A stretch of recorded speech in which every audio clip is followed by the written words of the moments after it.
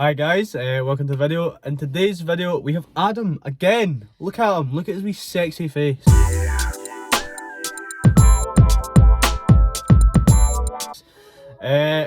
I've had a few messages come into my my DMs and that of people starting at the gym, and they wanted me to do a video on explaining like bulking and starting the gym if you're like underweight, because obviously I was severely overweight, so that's like Adam's expertise because he was underweight when he started and he's been bulking for quite a while now, so I didn't think it was right for me to explain everything when I'm not an expert on it.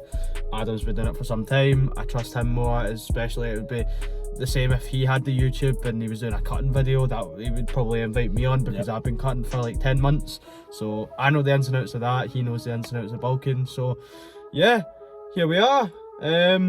So take it away, Adam. It's basically, if you're not tracking your calories, chances are you're probably not eating enough, even if you think you are.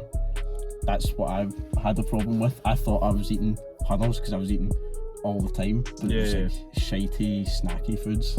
Well, even me on a cut just now, like I would consider like me to be eating quite a lot, but it's nutritious foods compared to like all the junk food that I was eating. So like even my mum's like that, like yeah, it's not like you're not eating, because like I'm eating loads of stuff in the house, but if she thinks that I'm eating a lot now, wait until the bulk. Chances are you're probably on like what would be considered cutting calories, and that's why you're underweight. Yeah. So start tracking, and then you'll realise quickly how much you're not eating in reality. I think what you're eating is probably not very nutritious, like, or nutritionally valuable. Yeah, I think we should also say what I have said in my cutting video also stands to the bulking as well. You can't out-train a bad diet. If you're starting and you're underweight and you're not eating properly and you're not eating the right nutritious foods and you're not in a calorie surplus, it's basically an uphill battle then. Yeah, you're just working against yourself. You've got the advantage of being underweight and skinny, and you don't need to go through the hardship of eating nothing. Yeah, you are not eating the right amount of calories, you're not going to be putting on muscle, and you won't be making much progress in the gym, and that's the be all and end all of it. No matter what, you cannot out-train a bad diet. Like, it might work for 1 or 2 months. Yeah, because you'll get your newbie gains, and then it gets to the point where diet becomes crucial. You'll plateau, and then the likelihood is you'll probably plateau hard as well. Yeah, you'll plateau hard, and then the likelihood is you'll probably see yourself declining as well in your weights, or just not moving, stagnating. Yeah. Adam's going to explain what a calorie surplus is actually. Yeah, so basically a calorie surplus is when you take your maintenance and you add X amount of calories on top of that. You can go as sort of modest or as mental as you like. Like, you could be in a surplus of like 300s, minimum recommendation. Yeah. But you should do more than that. I'm at 3,500 at the moment, and it's working. But anything less than that now would probably set me back. You also need to remember, like, when you do go on your calorie surplus, it doesn't mean that you can eat like a lot of like fatty foods like your McDonald's and your fast foods and all that kind of stuff. It has to be quite nutritionally valuable, like high in protein. Yeah. Don't dirty bulk. It's tempting. Like, I can eat hunters of shite. You like don't get me wrong. You can have the occasional like on a bulk is different from being on a cut, because on a cut you can deviate from your diet, but obviously you're not going to see any results from that. But with the bulk, you have more leeway to kind of, like, if you wanted, you could have that, because you're not trying to get in a deficit, you're not trying to burn more calories than you're taking in, you're trying to get more calories in than you're burning. As long as it's not constant. Yeah, as long as it's not like all the time, you should be fine, because you want to keep your fat content relatively low, not like cutting low, but you want it quite low. Fat does make you anabolic though, and it will allow you to healthy fats like from nuts and all that kind of stuff. They will help you build more muscle. That's kind of what anabolic means. It will help you build more muscle, get stronger and all that kind of stuff. So don't cut out like all your your natural fats, but try and cut out your processed fats, like your trans fats and your polycitrus fats or something like that. I think they're called. So just watch out for them. So the next bit we're moving on to is we're going to talk about like different types of foods and like your portion sizes and all that kind of stuff. So I'll hand it over to Adam again. I feel a bit useless in my own video. I'm just kind of sitting here like Portions, what I do is basically double or triple everything. Yeah. It depends what it is. I've seen your portion sizes. They're huge. Huge. Yeah. That might not work for everyone. It's taken me a while to be able to eat that much and be able to do it on the daily. Yeah. it's a commitment.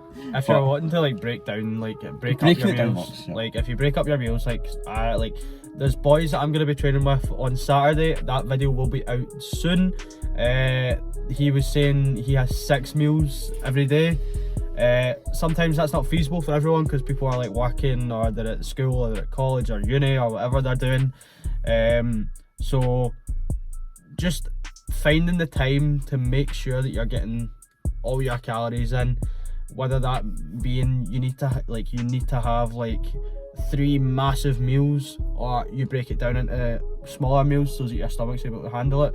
I'd say main foods: pasta, rice, obviously chicken, chicken, red fish, meats. fish as well. Fish is a good one, yeah. Fish is very high in protein.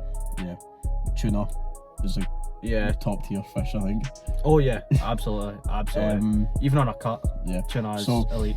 I'd say for portions, what I do is recommended portion is 100 grams dry. I do 200 and then the whole tin of tuna, and that's over 700 calories, close to 800 calories for that one serving.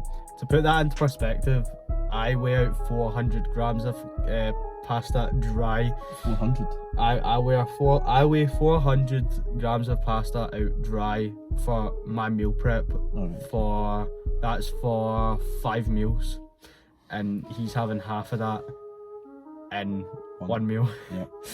So that's a bit ridiculous. That really shows you like the differences between the bulking life and the cutting life. Yeah. So be aware of that, and that's one thing I'm probably going to be struggling with when I switch over to my bulk as well. And I'm going to be buying packets of pasta, like they're like going out of fashion. So it's going to be very interesting. Yeah, you'll do almost half a packet in like one meal. If you're anything like me, you don't necessarily need to go that extreme, but with close to 800 calories, it's hard to turn your nose up at because it's all carbohydrates. It's not anything bad, and the tuna gives you protein. Yeah. And if you put mayonnaise in as well, it's a wee extra bit, but I don't try that because it's a tiny bit that I put in. Yeah. The next thing probably for bulking, well, I mean you're the expert, but smoothies for getting your calories in, liquid calories. Liquid calories. Yeah. You can get protein powders with high calories in like them. your mass gainer. Mass gainer, that's 600 calories for half a serving. How much protein's in mass gainer? 50 grams for one serving, so that's 1200 calories. What I was doing is I was doing half, and that was enough for me to hit 3,500. So if you're eating enough throughout the rest of the day, aren't dependent on that, that's where you want to be, I think. Yeah. Hack foods now. Hack foods, yeah. Yeah, well, what you call hack foods? Hack foods. Nuts. Generally recommended servings 30 grams. I will do half a 200 gram bag in one sitting. So that is 600 calories. Very high protein, quite high fat as well, which is good because that's most of my fat intake's nuts. Pancakes are another good one. Especially quite bland, but especially ones from either Co-op, massive, like it's a packet of 4 and it's Scotch buttermilk pancakes or something. It's quite big, and it's for that whole packet it's 928 calories. Jeez, it's mad that you like remember that off the top of your head. And then if you go to Asda, you can either get the normal pancakes, packet 6, that's about 800 calories if you have the whole thing, or there's the maple ones. The maple ones which you is discovered. The ultimate. You discovered. That's 1,000 calories for 6 pancakes. That's mental, by the way. 1,000 calories for 6 pancakes. What? So that's That's penultimate. I wouldn't recommend stuff with high fibre because your butthole will not be kind to you. Yo, mate. Oh no, I can. Right, okay. There'll be a delayed Should I- onset of just obliteration to your toilet.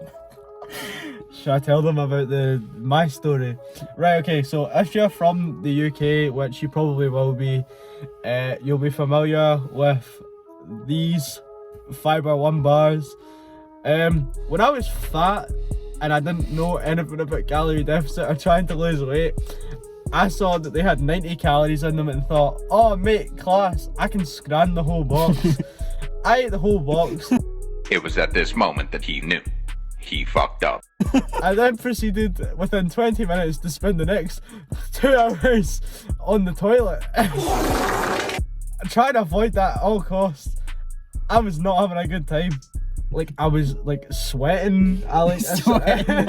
Yeah, moral of the story, try and not eat massive high fibre stuff. Don't go for fibre heavy stuff. You don't want to be doing it. It will not be kind to your rectum. Yeah, you don't want to be doing 3 sets of 12 rectal push-outs. Yeah. And it just been spewing, not actually sweating.